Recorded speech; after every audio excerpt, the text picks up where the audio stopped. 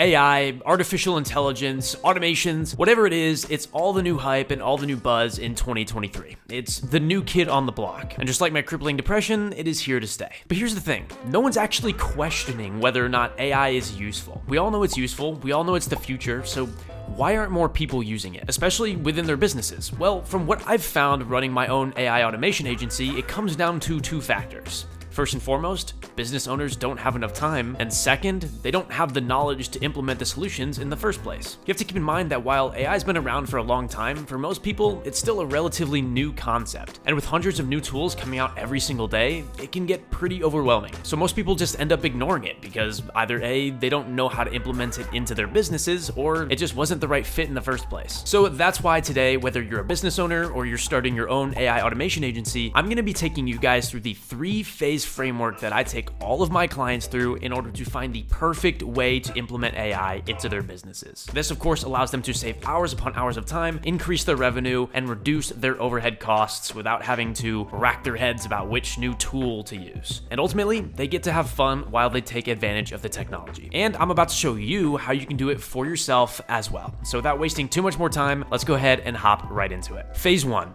Diagnosis. The first phase of everything is diagnosis, and this is pretty simple. It's essentially where we go in, we do a full audit of their businesses, and identify inefficiencies where AI and automations could potentially save them time. The whole goal here is to find out where AI and automations actually provide value to their businesses. It's one thing to, spend $50 a month on a new AI tool just because it's the hype, and then not actually end up using it. For us, this looks like a 30-minute discovery call in which we ask them questions about their businesses, where they're struggling most, and for you, it might look like the same thing. The main goal here is to identify where they're spending the most time in the business, and more importantly, if they want to be spending time there in the first place. See, the big dilemma with entrepreneurship is that most business owners get stuck working in the business rather than on the business. They get stuck doing those administrative tasks or those client fulfillment tasks when they should be focusing on the higher leverage things, going to networking events, building their personal brand. The whole goal here, of course, is to eliminate that for them. Now, when finding out where we can implement AI for our clients, I break it down into two different categories. The first being administrative, and the second being creative. Administrative stuff is usually, your data entry, your analytics, your lead gen, your appointment setting, that kind of thing. Creative tasks are usually on the client delivery side and require a little bit more creative input, like writing copy or setting up email domains, or even just filming a video. Generally, for administrative tasks, we can solve these pretty easy using tools like Zapier or Make. Of course, we can implement AI into those tasks as well, but the main focus is automating them in order to free up some time. For creative tasks, we generally implement a custom fine-tuned AI model that's trained off of all of their personal data and all of their personal frameworks in order to do the work just like they do. But of course, I'm getting sidetracked. If you're doing this for yourself, you need to know exactly where your time is going. Personally, I recommend using a tool like Clockify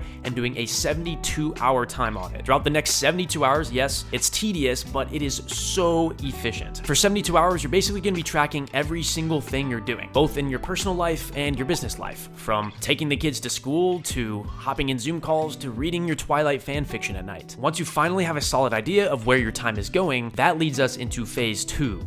Prescription. So we know exactly where our time is going, and we have a pretty accurate idea of where it's going in terms of how many hours we're spending on various aspects of the business. But we need to take it a step deeper. And how do we do that? The Delegation Matrix. I'll have a tutorial for the Matrix a little bit later into this video, as well as a link down below so you guys can grab your own, but let me explain what it is first. The whole goal here is identifying those high leverage tasks that we can automate or use AI with. First and foremost, you need to have all of the business tasks that you're doing weekly written down on a sheet of paper with how much hours you spend per week doing them. Your 72-hour time audit should have given you a pretty rough idea. So for example, it might look like 7 hours per week doing outreach, 7 hours per week doing appointment setting, an hour a day, or spending 12 hours a week on fulfillment for your clients, etc. It goes on. You should have a pretty neat list. And now with the Delegation Matrix, we're going to be going through each of these tasks and ranking it on a scale of 1 to 4 in 3 separate categories. First, you're going to rank the task on a scale from 1 to 4 on how much you enjoy doing the task. 1 being you absolutely despise it, 4 being you absolutely love it. Then you're going to rank each task from a 1 to 4 on how high leverage it is for your business. 1 being it's an absolute time waster, 4 being it is the highest leverage thing that you can be doing. And finally, you're going to rank it one more time on a scale from 1 to 4 on how good you are at the task. 1 being you absolutely suck, and 4 being you're amazing at it. From here, we can decide if we want to automate those tasks, delegate those tasks, or just straight up eliminate them in general. So if you're doing outreach and you hate doing it, but you're skilled and it's obviously high leverage because it's outreach, then it might be best to automate that process. Or even just onboarding your own clients. If you spend 1 to 2 hours a week preparing onboarding materials for your clients, maybe you're writing creative briefs, you spend a couple hours doing that, it might be best to implement AI and automation so you can take that task off of your own hands. With that being said, once we know what we should be automating, delegating, or eliminating, we can move into our third and final phase, which is implementation. This is pretty straightforward. It's the actual building of the system. If you're doing it yourself, it might look like finding tools or building automations that fit those specific needs for yourself or your client. For our clients, this is where our services come in. We'll start gathering the information we need, building the custom solution for them, and then testing it to make sure it actually performs. Implementation is obviously the most important part of the entire 3-phase process because it's the actual service delivery itself. It doesn't matter how many time audits you do, how many tasks you track down, if you're not actually implementing the solution in the first place. The last thing you want to do is pay for a software that you don't need and just end up paying a pointless subscription or implementing a solution for a client that they don't actually really want or use. This process ensures that your clients are not only getting as much value as possible, but also that they're getting their money's worth and that it actually supports their business rather than taking away from it and just giving them another chore to take care of. Instead, they can make maximum use of the solution that you give them. Now, we went over the 3 phases, but we're not quite done yet. I want to take you guys through the delegation matrix so you can have an idea of how to do this for yourself. So without further ado, let's hop onto the computer. All right, now you guys will see right here in front of me, this is the delegation matrix. I'm gonna leave it in the description. You guys can make a copy of it, but it's pretty simple. Right here, we have our first category. Here, you can sort whether it's a business or a personal task. And again, guys, do your 72-hour time audit on Clockify. Every single thing that you do, you can put it down on here on this delegation matrix. So for example, let's use our outreach example. Let's just say I was doing outreach, appointment setting in the DMs, and then let's just say filming, we'll say TikToks, filming YouTube video. Let's say I spend 2 hours per week doing this. I spend 3 hours per week doing this, spend 7 hours per week doing this, and I spend 7 hours per week doing this. Okay, boom. I mean, it might be completely different for you, but just so we have an idea of where our time is going. So outreach, 7 hours per week. How skilled am I? I'm okay. I mean, it's pretty hard to be bad at outreach, so you can probably do a 2 or 1 here. I'll say I'm pretty good. In terms of passion, I absolutely do not like it, so we can go ahead and click 4. But how valuable is it for my business? Insanely valuable. So it might be best to automate this. Obviously, we're not going to eliminate it. Cool, we've decided. Now, in terms of filming TikToks, I'm a pro at that. I've got 90K on Instagram. Like, that's my whole thing. I'm really good at it. In terms of passion, I love doing it. In terms of value, it's incredibly high value because it's kind of the whole point of my business. So we can go ahead and click on a 1. Now, we can probably split this up a little bit as well because in terms of writing TikTok scripts, that's not as enjoyable. But of course, we're working on our own SaaS right now, Virality, and it'll be able to do all that stuff for you. It's fine-tuned off of all of our TikTok scripts and everything. You guys are going to absolutely love it, but I digress. I'm getting distracted. Now, in terms of filming YouTube videos, yeah, I like it. I'm pretty good. Wouldn't say I'm a pro, but I'm pretty decent. In terms of passion, yeah, I like it. I like TikToks a little bit more. In terms of value, it's great. It's awesome. So it might be best to find some portion of this that I can automate, or I've already delegated video editing to my editor. Boom. So I've already taken a lot of that process out. And from here, you can make adjustments. Now it's 0 hours per week. If you found an editor,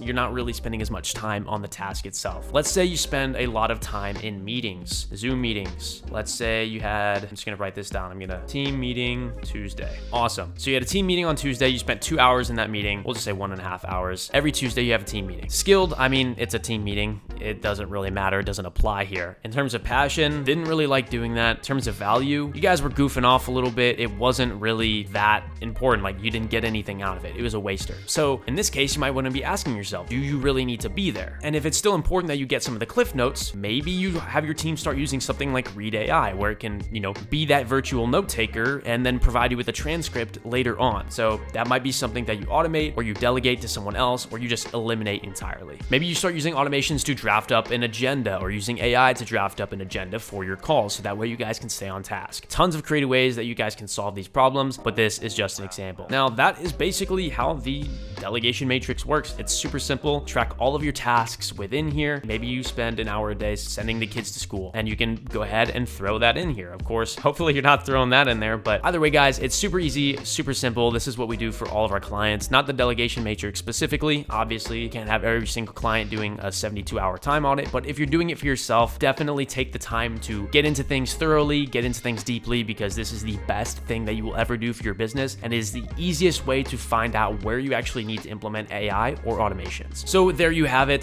the 3-phase system that we use for each and every single one of our clients in order to help them maximize their potential and grow their companies with AI and automations in a way that benefits them the most. If you don't think it works, this is literally the same system that I used for Eamon over at TickScale. Hey, what's up? My name is Eamon and I'm the CEO and founder at TickScale. We are a YouTube marketing agency and we work with some guys like Sabri Subi, Daniel Fazio, etc. And we make people sign clients from YouTube, right? Cool. So introduction out of the way. Sean literally just saved me like 10 hours per week, which is a lot. If I'm being realistic, maybe like 8 hours, but that's a lot. If you calculate by how much you value your time times the hours spent, he just saved me like a lot of money per month. And all he did was look at my processes. He just asked me a couple questions. We did like a 15-minute call. I told him what I need. He shot over a couple questions on Slack. And then like 3 or 4 days later, he literally just had this whole automation built out where when somebody fills up my onboarding form, it takes all the info and then it zaps it over, and it has a ton of like fine-tuned ChatGPT prompts that just make a whole creative brief. And what that is it's basically like a Google Doc that explains exactly what the client does, gives me some video ideas to work off of, and also just talks about their target audience and all this stuff that me and my team need to know to stay in the loop. Because before I had to literally write this manually. I was using ChatGPT stuff, but like I'm nowhere good as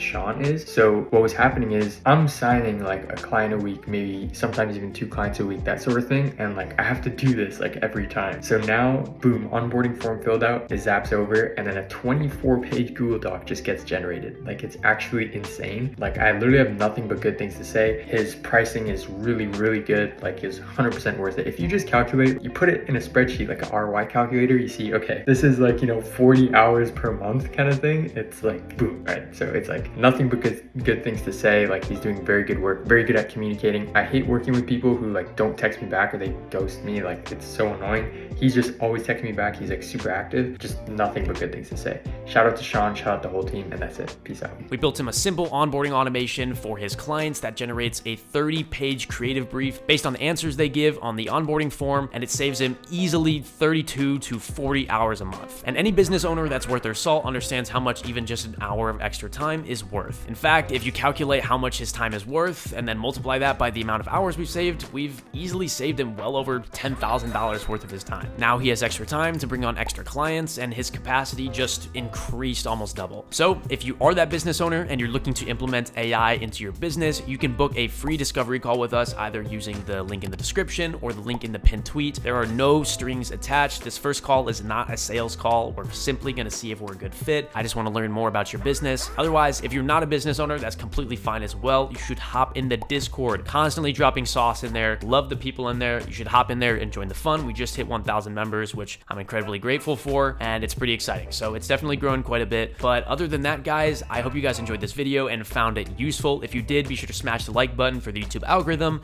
And if you want to see more content from me, be sure to subscribe so you don't miss another upload. And with that being said, I will see you guys later. Peace.